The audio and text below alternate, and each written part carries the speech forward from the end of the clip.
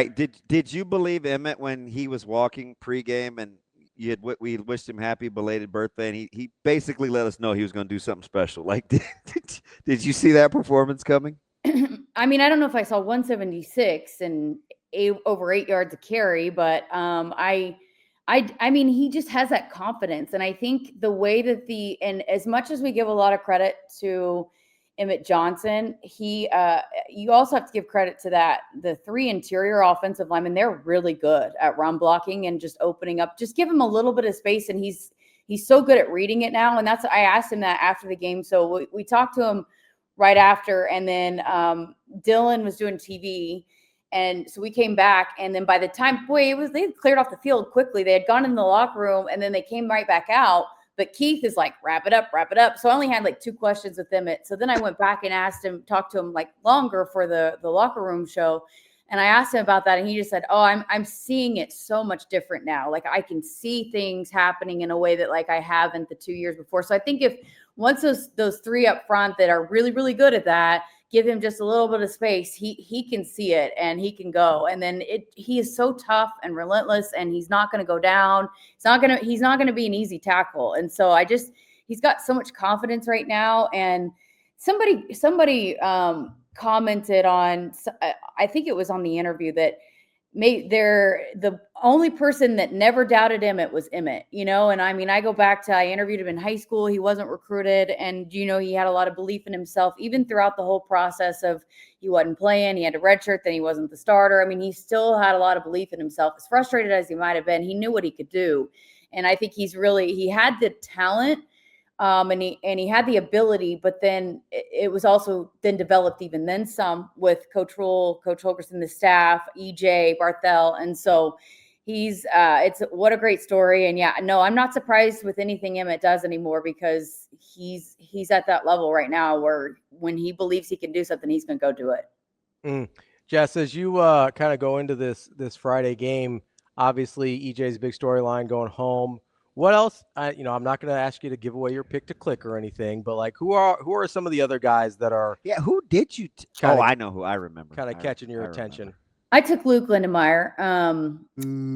So I think he's going to continue to be. I think now that we know what the offense looks like, the guys that are going to always be a part and then even look. I think we've seen Luke kind of become Dylan's security blanket a little bit in some situations. I mean, some plays that had broken down, who was a couple times, it was Luke Lindemeyer that Dylan ends up finding. So I think he's going to continue to be that guy for this offense. And, especially if they try to go quick passing game, I think I can see Luke having a big day. I feel like all those wide receivers. I talked to Isaiah Hunter for the Cornhusker conversation.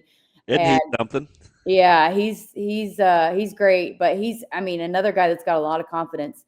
He told me a funny story, by the way. I'm going completely off track, but apparently your boy Quinn Clark and Keelan Smith had a barbecue, and for the wide receivers, just the wide receiver group. And they called Dane and they said, hey, can you just pick up some stuff from Hy-Vee? And Dane's like, well, what do you need? And he goes, well, we don't have anything. So Dane had to get the burgers, the hot dogs, the buns, everything. And he's like, how are you going to have a cookout and not have any of the stuff? So Dane gets it. Then he gets over there. Then he's like, okay, who's cooking? And they're like, I don't know who's cooking. So then Dane had to cook. Then Dane had to grill. So then they finish grilling and they have the stuff they're ready. And they're like, okay, where's your ketchup and mustard? They're like, oh, we don't have any of that. So Quinn does not surprise me at all. He's eaten with us. You think I'm a child? Quinn he's got to be super spoiled because he can't do anything. But apparently Dane's grill skills are pretty impressive. It's hot dogs and burgers. You got to be Robbie to not be able to cook that. Listen, I won't eat burgers at people's houses a lot of times because they mess them up, man. It's harder. A lot of people screw up burgers on the grill. Yeah, I don't know. Let me ask, Jess, you said something really poignant for once. There's like 6 and some change to go. Nebraska hasn't even gone on that field goal drive yet, and you're like, DB, Butler has got these guys over here. What'd you say with like these situational defensive packages in case Nebraska has to get a stop late? Do you remember how much time was on the clock when you told me that? It was during It was more than 6 minutes, right? yeah, so I was standing, they were at least closer to at least I think they might have been in the red zone of the field goal drive because I was standing on that end. Okay. And so he and Terry Braden were acting like they were the offensive linemen, and Cam and Desan were like doing what John Butler wanted them to do. Like he was showing them what to do when they were going to draw it up. So yeah, it was. He was already kind of envisioning a last second game. So saving drive. They kicked the field goal at 7:47. So probably somewhere in like the 8 to 9 minute mark. Yeah, because when you said that, I was like, can we just get a next stop? Like I remember, like in my head, as you're telling me what situationally they want to do, I was like, we just need to stop. But if you don't get the stop on that next drive for Maryland, that's exactly the spot you're in, right? Yeah, I mean, and good on them because that's exactly what had to happen late in the game, right? I don't know if it ended up being what, because I mean, again, I don't, it's hard to tell exactly like what, but I don't know if it ended up being what they went to in the drive where, the one that went out of bounds, it was intentional grounding. I don't know if it ended up being that play, but if they ended up utilizing it on that drive. But yeah, they were scheming some stuff up. They were cooking it up on the sideline. Mm-hmm. When you're listening to him yesterday, Coach Butler yesterday, and we get it, like he's pretty dialed. He says, I don't know. I expect them to run the ball. I mean, it's us. Why wouldn't you? Is it, for me, it's kind of cool how they've embraced that teams think that that's the sentiment, and they're trying to rise to the occasion. Right? Well, we said it. Yeah, we said it last week against Maryland. Maryland is not a team that ran the football, and yet they all week were talking about we have to stop the run. Like they knew that Maryland was going to try to get to that. And I think and it might have been a little bit more of an off day for the pass defense, but they've shown what they can do. And so I don't think teams are going to try to throw it as much against the secondary. And as much as the defensive line has been a work in progress, I mean, I think they know that that's what teams are going to try to do to also be able to control the tempo a little bit and probably try to keep Nebraska's offense off the field. I think there are multiple reasons why teams probably want to try to run the ball against Nebraska. But yeah, I think they know that at this point, with as good as they are on the back end, that teams are going to try to do it by running it down their throats. And so and they're not, yeah, they know that, and they're preparing for it. And it's a young group that I think they continue to get more and more comfortable and confident. And, they've, I think, they're not taking offense to it by any means, or it's not like it's hurting their confidence. It's just like, hey, it is what it is. Our guys, they're excited and really want to brag on the guys that are playing behind them and the job that they've done up until this point. And so I think they know how good those defensive backs have been, that's, well, where can we attack? And so I think they just see it as a challenge and want to continue to get better to be able to, hold up their end of the bargain.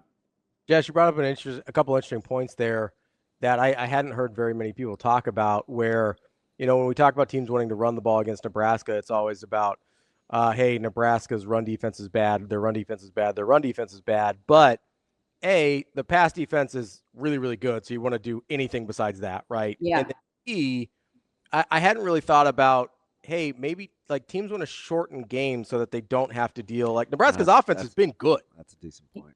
Yeah, they have been. I mean, it used to be something that when I was at Oklahoma, teams did all the time because those offenses at Oklahoma were so explosive that they were trying to keep, they would try. When it wasn't like a complete shootout, it was, hey, I think Baylor, when Coach Rule was at Baylor tried to do it, I mean, so when you have those types of offenses that or have a very good chance of scoring every single time they get the ball, well, what's sometimes your best defense is a offense that can slow it down and give them less possessions. So I kind of feel like teams might try to do that a little bit more, especially the teams that rely on like a Minnesota and Iowa, those types of teams. Like, okay, let's just shorten this game, not give that offense much of a chance, because even the times that they haven't scored in the red zone, they've moved it, or they've put themselves in a position to score. And it's only a matter of time before Nebraska starts getting that figured out. I mean, they have the personnel, they have the weapons, the offensive line is starting to gel. And so that's pretty scary, I think, for opposing defenses. And so I think it's twofold. I think we don't want to throw against Nebraska's defense, but we also, if we can find a way to prevent that offense from getting out there as much as possible, let's try that too. You guys, both of you, I told Robbie when you kind of went down the laundry list this offseason of Coach Holgorsen's offensive prowess, and then Robbie took a deep dive on points per game. So probably neither one of you are surprised, but if I told you that Nebraska's up almost 10 full points in conference play at 33 points per game on offense, you're probably like, yeah, and it should be more, or wow, that's pretty good for conference play. No, and I also think that Coach Holgorsen, I mean, maybe if you look at it, you'd think, oh, it should be more. But I think he's evolved to what is needed for the Big Ten and for this offense and this team specifically. I mean, people want to say, oh, it's the air raid, he's going to fly it out. But it's not that. And I even talked to Coach Shorts about that, like the week that they got hired at the bowl preparations. He's like, it's not the air raid. It's taking advantage of what the defense gives you and utilizing your personnel. But I also think he just knows that it's a different kind of game than what the Big 12 was and some of the places that he's been where you had to just light up the scoreboard. But so I think he's evolved to where they might not score. What was the average that he's averaged? What were the points per game? So it was different as a head coach versus an offensive coordinator. As an offensive coordinator, he was pretty much always over 40. Yeah. The head coach, he was much closer to like 34, 35. Yeah. I mean, he knows that like that's not the kind of game that wins in the Big Ten. And so he's changed that, but I'm not surprised at all that it's up. And I'm not surprised either that it's down from where it's been from previous places that he's been. I think because I was trying to project what it looked like. He'd never been lower than 51st. Yes. And total. And I think that number was like 33 points per game that year. Yeah. But the thing I was trying to project. And they're 15th in points per game right now. Yeah, because they're over 40 still. I think they're like 37. Are they just under now? Yeah. So the thing I was trying to project was like, okay, if Nebraska can get to X number of points per game, and that puts them in the top 40 or 50 in the country, what does that translate to in terms of who those teams are and how much they win? And if they got to, I think, 29, almost everybody in that range won at least 8 games. Yeah, that's what you did. So I looked and I go, okay, if Nebraska's offense just goes from, like, let's be honest, pretty pedestrian. They needed 6 more points per game. Yeah, basically they needed 6 to 7 more points a game to go from 6-6 to 8-4, 9-3. And we've gotten 10 more per game? Yeah. And what's interesting too about that stat is that if you look at those teams that probably were at the top, they didn't win the national championship. Like the offenses that were that were number one in the country during that time, they weren't winning. I mean, because Oklahoma was one of those. They made it to the college football playoff, and then they couldn't play defense, so they couldn't get past that first round. And so I think there were a lot of teams like that during that stretch where, yeah, you're scoring 45, 50 points a game, but you can't get to the pinnacle because I just don't think you win games like that. And I think Coach Holgorsen, obviously, I think he recognizes that too here at Nebraska. Like some of the games that you want to win, you can't win it like that. And so that's where he's evolved too. And I think he's talked a lot about that too, just, understanding how to win in this conference. But I'd be interested to see if you went back, like during those stretches, those teams that were in the top 5, I don't know if any of them won the national title in terms of like offensive scoring. Yeah, I don't think so. I think just off the top of my head, trying to remember here, I think most of the really, really good teams were between ranked, you crack statistician, ranked like 10th and 30th. So they were good, but they weren't that. You got to have a balance. It's got to be balanced, Well, and the other thing is, you notice when you look at those lists a lot of them are non-Power 5 schools at the very top. You get a lot of kind of randos in there. Like SMU. Yeah, you just get some super random schools in there, or like Hawaii used to be in there all the time, or Yeah. whoever, right? Or you end up with teams like the Kingsbury Texas Tech teams, where they're just constantly having to score 60 points to be in a game. Yep.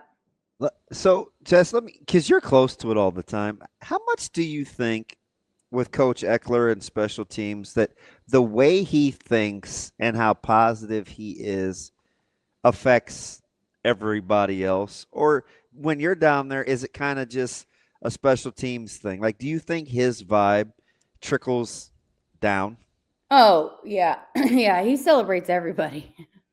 When the defense gets a big stop, he's fired up. When the offense scores, he's fired up. But I also like to, yes, he's very much it's been really impressive just to hear the process of the special teams too, and just the all that goes into it and the amount of film. Like I said this last night on Sports Nightly, but we talk a lot about the offensive coordinator to the defensive coordinator being able to watch film and recognize some areas that they can take advantage of on the opponent side of things. And Coach Eckler's now done that with special teams. It's not just been about, oh, we're going to do what we do. No, we're going to find ways that we can take advantage of the opponent. And, we saw it with the punt block and touchdown and then the kickoff return, those 2 weeks in a row that they saw something that they practiced, they spoke into existence, and then it ended up happening. And a lot of that is just the attention to the detail, the film study. And it's not just Coach Eckler and then coaching it. The same way that when I walk through that facility, a lot of times you'll see the different position coaches in their offices breaking down film with like the players in their rooms. It's the same thing with special teams. Like Coach Eckler watches film with guys and like breaks things down with them. And so I think, and then just on the sideline, he will talk with people when if something bad happened, he will come over and have a conversation. And then when something good happens, he will obviously celebrate. But those in between where it wasn't like anything spectacular happen or anything like awful happen, he kind of allows the guys to do their thing. And like they go over to the iPads and they're kind of going through it themselves. And so they've really taken a lot of pride, I think, on themselves, which again goes back to the core and the principles of what Coach Rule wants out of this team is being a player-led team. And so he'll step in when he needs to, but then he also allows for those guys that have taken a lot of pride in the roles that they're playing. Like they come right over and they're like, all right, I assume it's like, okay, if this guy gets this block, this is where we can. So they know like, okay, the kickoff return for a touchdown or whatever, like, hey, we were close to that. Where did we miss? And then they talk about it on the sideline together as a group. And then they adjust as need be the next time they're out there. But he's not always in on those conversations, which I think speaks volumes. Again, going back to that player-led, mentality, but then also just the pride that these guys are taking on their roles on these special teams units. And it's all of them. It's not just one or two. It's literally all four of those units are doing this kind of the same thing and really making sure that, hey, when we get out there and do our job, we're doing it the best of our ability. In the same way that everybody else goes back and looks at immediately at that film on the iPad, the special teams guys are doing the exact same thing. He almost willed me. I felt like trash Thursday night and Friday morning. We were getting on the elevator at the same time Thursday night. He almost willed me into feeling better just because he basically told me it was a mindset. And I was like, I don't know if this is going to work. I kind of felt like Coach Rule, like, all right, just say hi. Like, my day is fine. It's just his personality, man. He's so funny on the sideline. Like, he's told me a couple different things. Like, so when your team was being honored, yeah, and they were running out on the tunnel walk, he came up to me. He's like, I just went up to those guys and I told them before, hey, we got a COVID year for you guys. Suit up.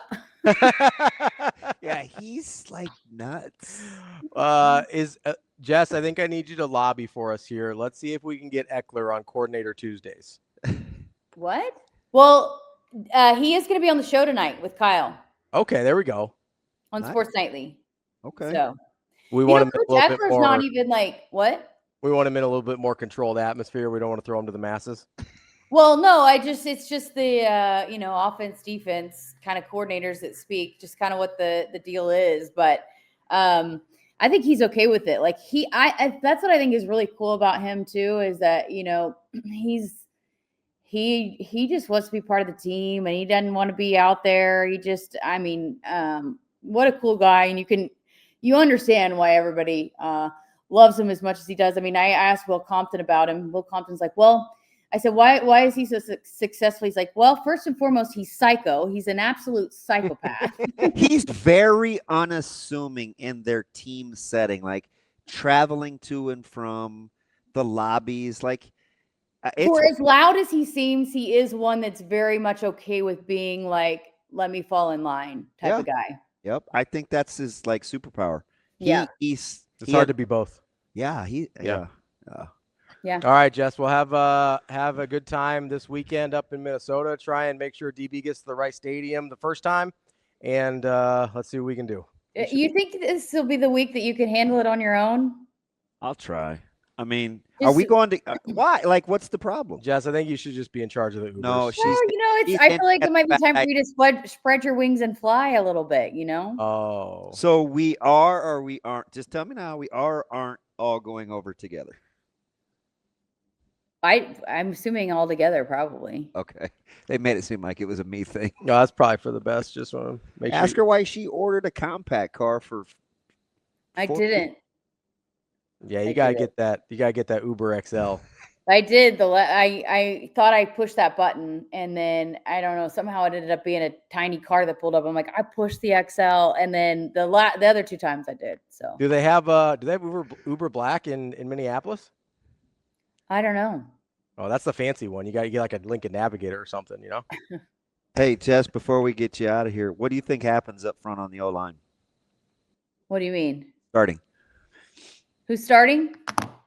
I think it'll be the same. I think it'll be, unless Pritchett got dinged up. I know he was dinged up in practice last week, and he was listed as questionable. He looked fine during warmups. But I know that Turner Corcoran came in, but I think they're going to roll with what they got at this point, with Gatula on right and Pritchett at left, unless Pritchett's hurt. That might be my favorite part of the broadcast, which isn't even going out over the air. It's getting all the information you get in pregame. That we should do like an inside. Yeah, you think you'd listen to me like when I'm trying to tell you who 47 is? Oh wow. We almost made it through the goddamn segment. So, yes, if it makes you feel any better, our colleague Avery listens to your guys' broadcast while she's doing the thing or whatever, and so I guess they weren't the only ones confused about who 47 was. I guess everybody in the press box was like, "Who's 47? Gage Stanger's hurt. That's not Gage Stanger. Who is that?" And Avery's like, "Hey, it's Caleb." And then they're like, wait, who is it? And they just were like, hey, I think she said it 3 times before. I was like, oh, it's Caleb. Oh, now you sound like what she's going to say. Yeah, no, I tried to tell him because I saw him put the 47 on him. And then, yeah, they were like, who's 47? Before the kick return, you must have said it super quick. I hear everything that you say. No, here's what so you don't like. I can tell you don't like when I talk when you're talking. Kyle doesn't, he can do it. He doesn't mind because he's used to it with the producer in his ear. So when you started talking, so I was like, Caleb is wearing, and then you said something. So I stopped and then I said 47. So apparently people heard me say 47, but they didn't hear me say Caleb is wearing. Oh, I got you. Well, now we know. We got to cover it now. Goes, and she's laughing to herself. In my ear, she goes, I told you it was Caleb. I was like, I didn't hear a word you said. And I talked to Caleb after the game. He was like, really, Dad? Really, Dad?